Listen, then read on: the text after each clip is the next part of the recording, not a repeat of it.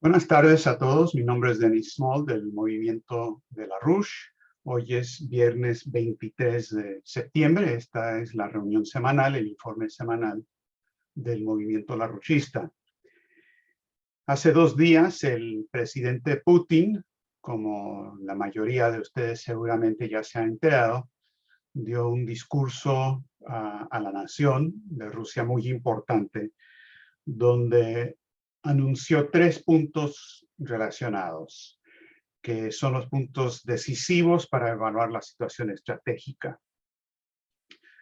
Número 1, dijo que los Estados Unidos y la OTAN se han pasado de la raya en su agresiva política anti-Rusia. Esa es una cita. Se han pasado de la raya en su agresiva política anti-Rusia, haciendo amenazas continuas a nuestro país y pueblo, que han estado hablando de la posibilidad y la admisibilidad de usar armas de destrucción masiva, armas nucleares, dijo, en contra de Rusia, y dijo, Rusia sabrá responder ante esto, tenemos las capacidades para hacerlo, y dijo, este no es un bluff, no estamos blofeando. La otra cosa que anunció es que hizo una movilización parcial de 300,000 reservistas rusos que están movilizando en estos momentos. Y el tercer anuncio es que anunció elecciones que se van a realizar, ya se están realizando en 4 regiones de lo que era Ucrania, de regiones que son regiones de habla rusa y que se espera que votarán a favor de unirse a Rusia o volver a integrarse a Rusia, como era antes la situación, como ocurrió en el caso de Crimea, y son DPR, LP, o sea, el Donbass, Donetsk, Luhansk y luego las regiones de Gerson y Zaporizhia. Ahora, esto quiere decir que las elecciones se van a realizar a lo largo de unos 5 días, ya empezaron. Después tomará aproximadamente 4 días para que se apruebe en la Duma rusa y sea establecido como ley en Rusia, de que estas regiones ya forman parte de Rusia. Y en ese momento, unos 4 días más tarde, para el 3 de octubre, tendremos una situación donde la guerra que la OTAN ha estado librando en contra de Rusia, pero en territorio de Ucrania, será una guerra de la OTAN, de Estados Unidos, del Reino Unido, en contra de Rusia en territorio ruso. Ahora, esto es algo que se está hablando abiertamente como tal en los medios alemanes, que dicen que esto significa un cambio estratégico total en la naturaleza de la guerra. Lo dijo de la misma manera Scott Ritter, el ex investigador de armas nucleares y armas de destrucción masiva en Irak de la ONU, que ha estado protestando fuertemente en contra de las diferentes guerras, incluyendo la guerra actual, donde él dice que ya con esto hemos pasado a una nueva etapa de este enfrentamiento. Y el propio portavoz del Kremlin hoy en una conferencia de prensa, según un informe de Interfax que nos llegó hoy en la mañana, le preguntaron que si después de la votación en estos territorios, los ataques en Donbass se van a considerar como ataques en territorio ruso. Y él dijo, seguramente, inmediatamente la Constitución de la Federación Rusa entrará en vigor en relación a estos territorios, donde todo queda muy claro y está declarado sobre este punto. Y pasa a detallar exactamente lo que esto significa. Ahora, la reacción en general en Occidente ha sido una locura totalmente peligrosísima, que es decir y anunciar que lo que está diciendo Putin es una fanfarroneada, es decir, un bluff, estratégico que no es cierto, que no va a lanzar armas nucleares, aunque se usen armas nucleares en contra de Rusia, que no lo va a hacer.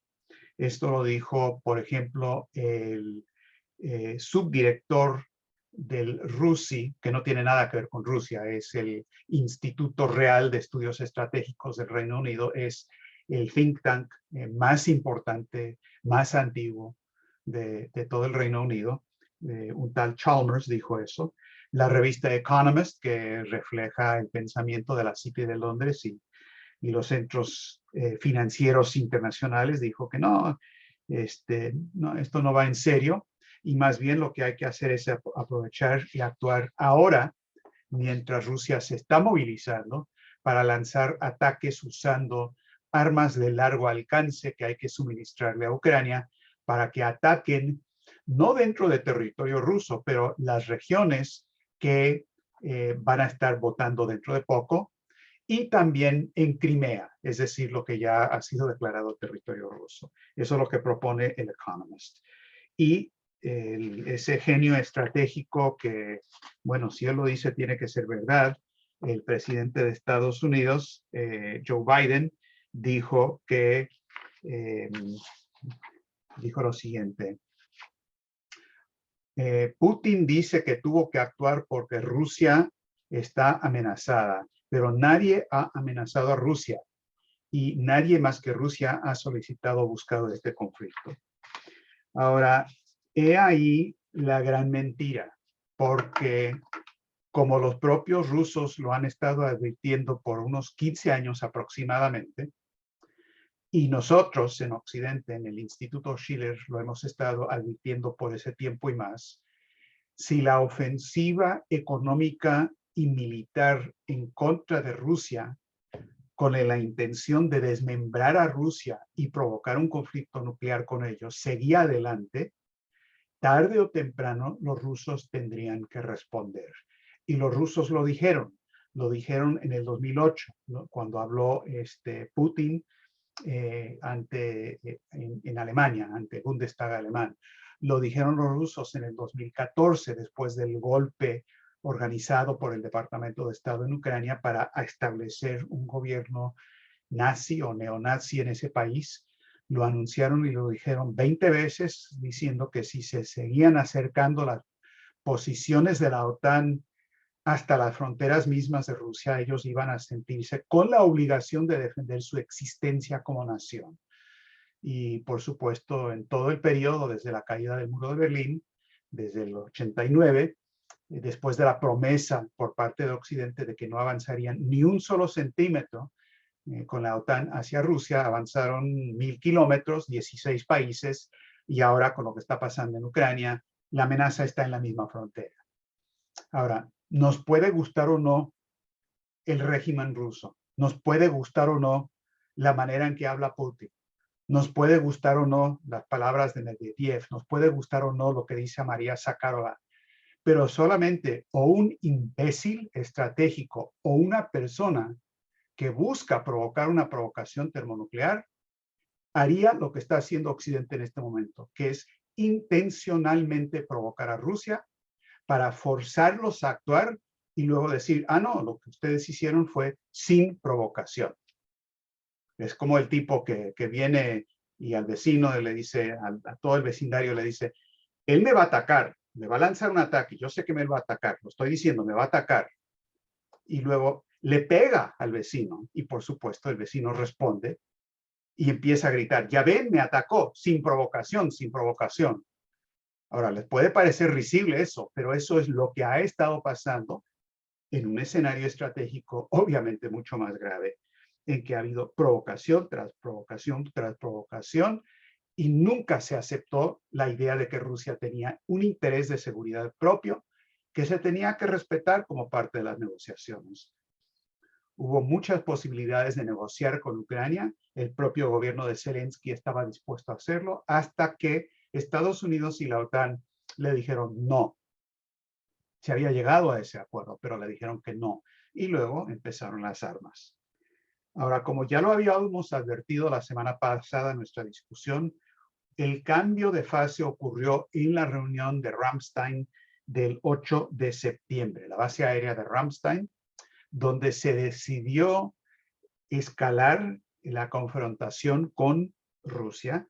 De ahí salió declaraciones del jefe, el comandante en jefe de las Fuerzas Armadas de Ucrania, que el general Valery Zaluzhny, como les dije la semana pasada, que propuso que ante la posibilidad de un ataque nuclear ruso supuestamente a Ucrania, de nuevo, me van a pegar, argumenta que es extremadamente necesario prevenir cualquier intento ruso de tomar medidas prácticas para utilizar armas nucleares tácticas con el empleo de todo el arsenal de medios a disposición de las potencias mundiales. Es decir, un llamado a que se utilicen armas nucleares en el teatro de Ucrania. Y se los advertimos la semana pasada que esto es lo que ya se estaba declarando y que esta era una política de Occidente que nunca diría algo parecido el comandante en jefe de las Fuerzas Armadas de Ucrania sin el visto bueno previo y la aprobación total de la OTAN. De hecho, esta semana, tal y como lo habíamos pronosticado, eso es exactamente lo que ocurrió. Una de las personas de mucha importancia en Estados Unidos en el tema nuclear, el Matthew Kronig se llama. Él es el director de asuntos estratégicos del Consejo Atlántico. Es decir, el Consejo del Atlántico es mucho más importante que el Consejo de Relaciones Exteriores y la Comisión Trilateral y todo lo demás. Ellos se han vuelto el centro de la promoción de la guerra contra China y Rusia en Estados Unidos. Reciben financiamiento del Departamento de Estado, del Reino Unido, etcétera, etcétera. Entonces, esta persona, Matthew Kronig, que además es ex analista de la CIA, ex analista del Departamento de Defensa, etcétera, etcétera, es un gran experto en temas de seguridad, dijo lo siguiente: tenemos tres opciones en la situación de Ucrania. Todas son para, entre comillas, disuadir a Rusia para que no utilicen armas nucleares. Perdón, opción número 1, tenemos que aumentar el envío de armas a Ucrania. Armas de largo alcance, como los ATAK-MS, que pueden alcanzar dentro de territorio ruso, tienen un alcance de 300 kilómetros. Número 2, un ataque convencional limitado contra las fuerzas o bases rusas directamente implicadas en el ataque. Es decir, está proponiendo un ataque militar convencional en contra de Rusia. ¿Ok? Y tercero, y esta es una cita, Estados Unidos podría utilizar armas nucleares para responder y disuadir a Rusia de otro ataque nuclear en Ucrania. O sea, la tercera opción es directamente el uso de armas nucleares. Ahora, Kronig dice, prefiero que no adoptamos la tercera opción, pero está muy a favor de las primeras dos opciones y de ser necesario adoptar la tercera posición. Mientras tanto, el Economist de esta semana, la voz de la City de Londres, dijo que lo que hay que hacer es enviar urgentemente los misiles ATAK-MS que tienen alcance de 300 kilómetros para poder lanzar estos ataques dentro de territorio ruso. Entonces, esa es la situación de la semana. Ahora, esto no nos debe sorprender, y para quienes han seguido las evaluaciones de Lyndon LaRouche y el movimiento de LaRouche y el Instituto Schiller, no estarán sorprendidos. Estaremos preocupados, mucha gente sentirá correctamente mucho temor por lo que puede ocurrir, pero esto no es sorprendente. La política explícita de parte de los británicos de tiempo atrás ha sido de desmembrar y destruir a Rusia usando la amenaza y hasta el uso de armas nucleares para lograr ese resultado.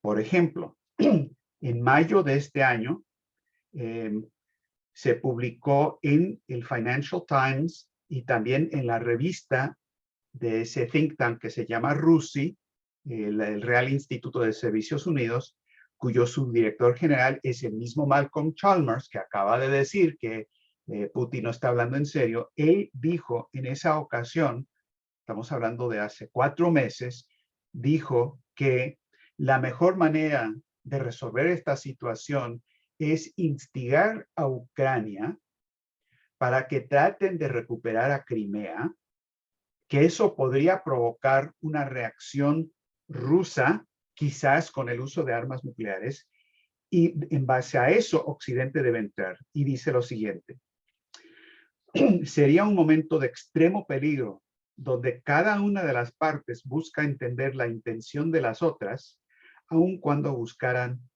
sus intereses nacionales. Precisamente por el peligro inherente de tal situación, una crisis nuclear de este tipo haría más fácil para los dirigentes hacer arreglos difíciles, que luego explica son el desmembramiento de Rusia. No puede seguir Rusia siendo una potencia. Dijo lo mismo Tony Blair en marzo de este año. Dijo que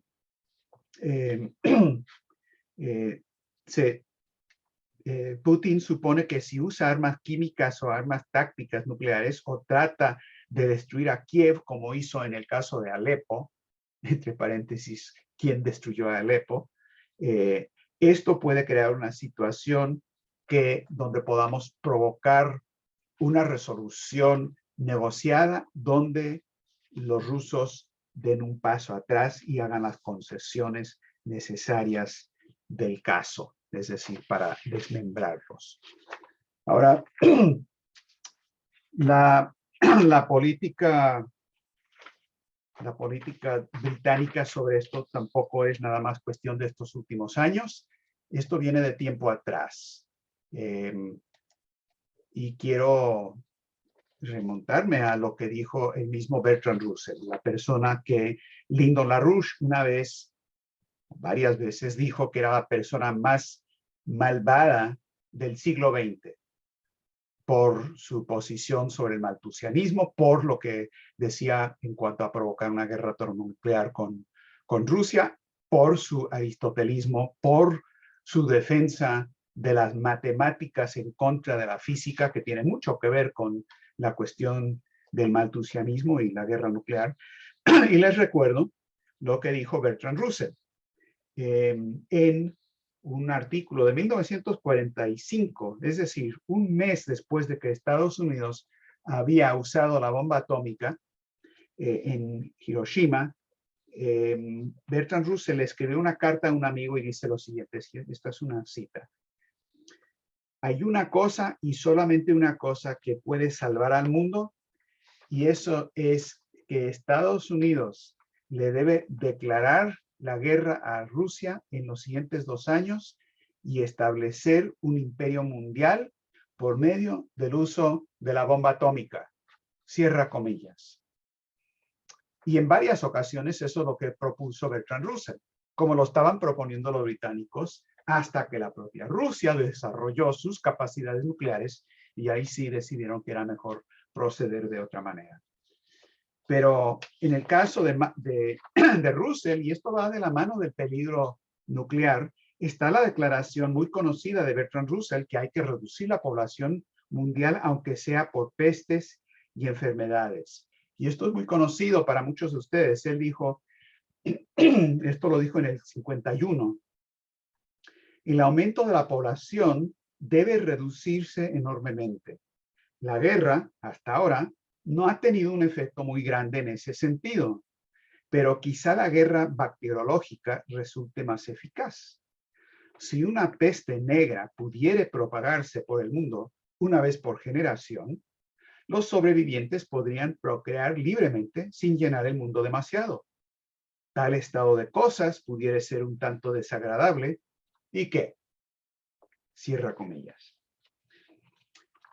Ahora, enfatizo esta cuestión de Bertrand Russell por un punto estratégico fundamental.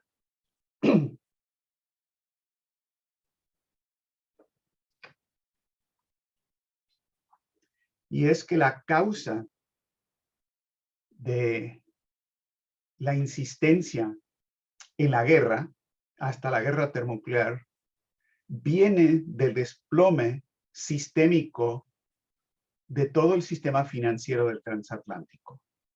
Es la política malthusiana de los grandes centros financieros internacionales en Londres y Wall Street, que son el impulso hacia la guerra.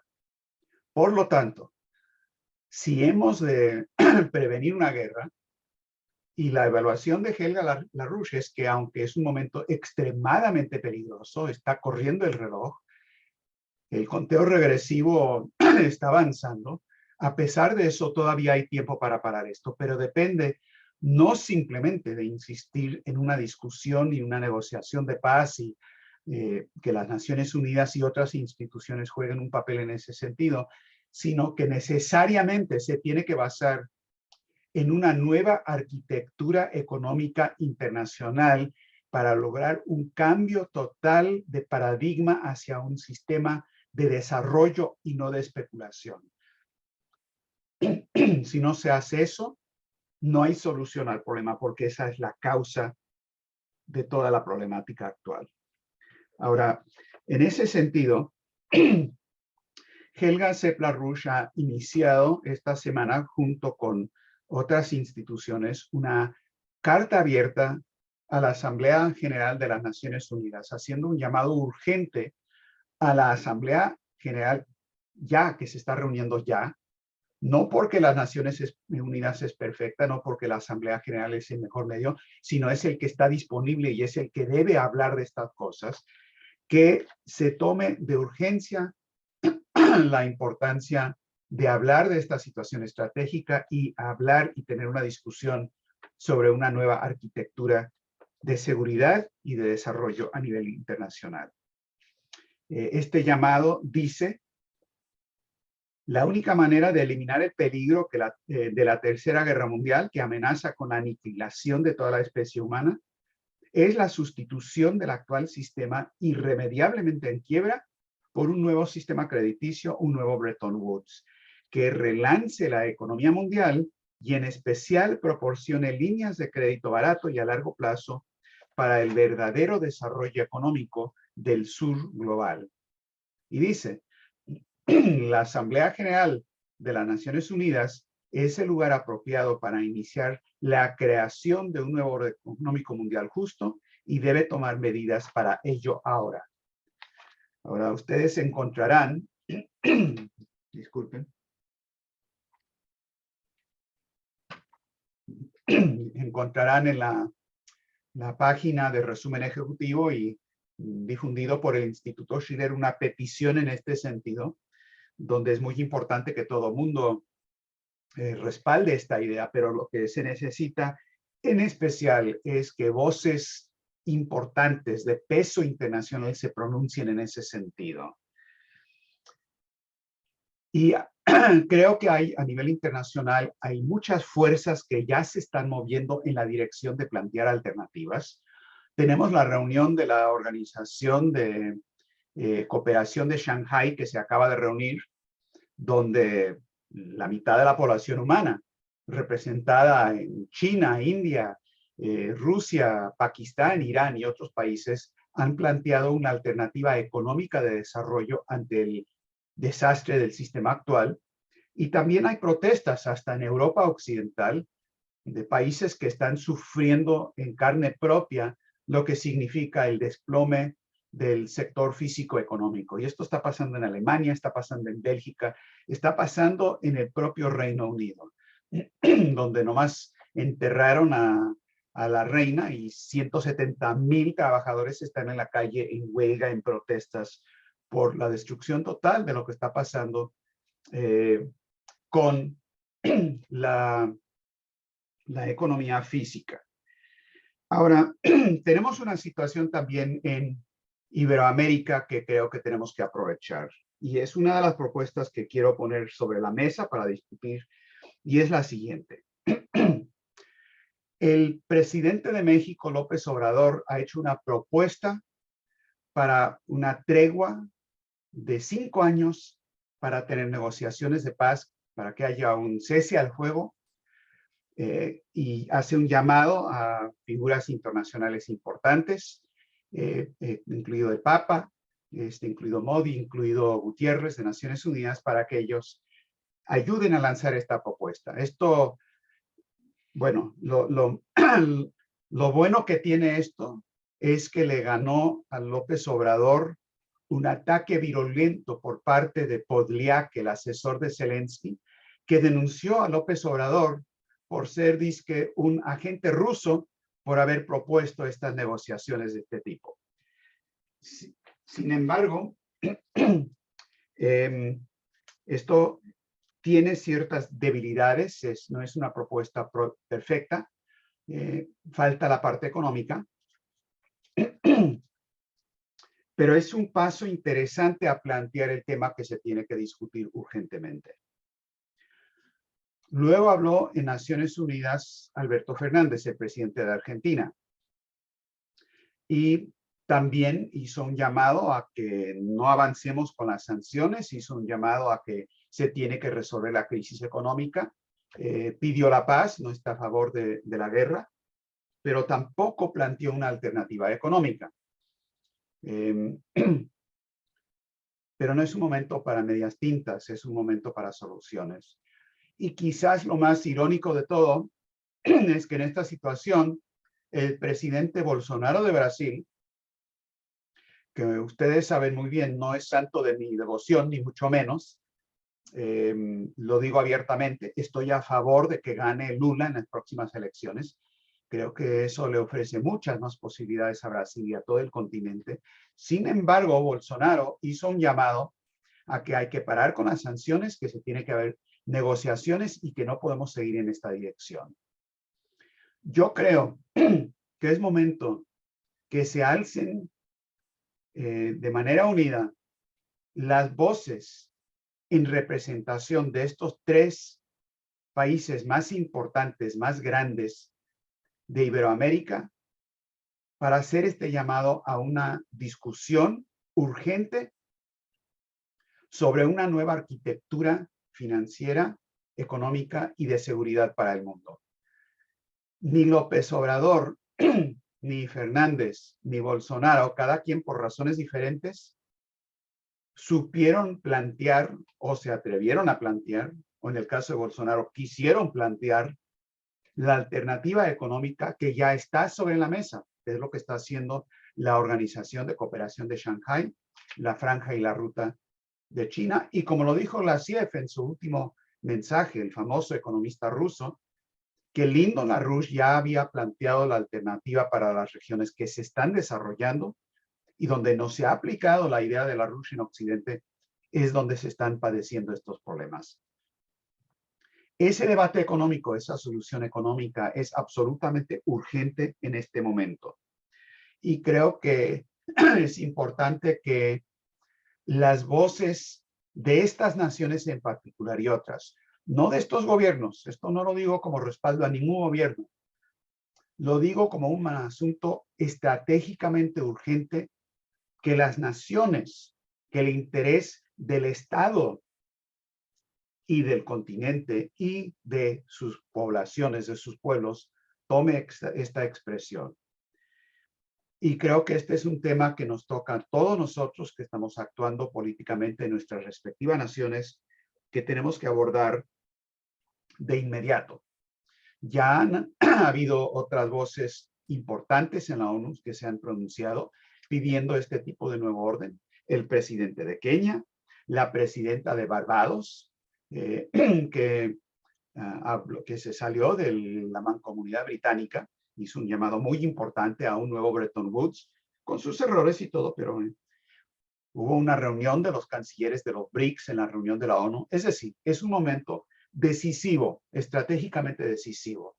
Ya hay un conteo regresivo. Los rusos han establecido de nuevo que su existencia como nación está en juego y no están bloqueando. Nos corresponde a nosotros en Occidente asegurar que haya un cambio de ruta, cambio de dirección de nuestros respectivos países para asegurar que no llegue el reloj a la medianoche como tal, porque de ahí, después de eso, probablemente no habrá raza humana. Entonces es un momento de gran movilización y hago un llamado a todos a que se unan al llamado de Helga LaRouche y el Instituto Schiller en ese sentido.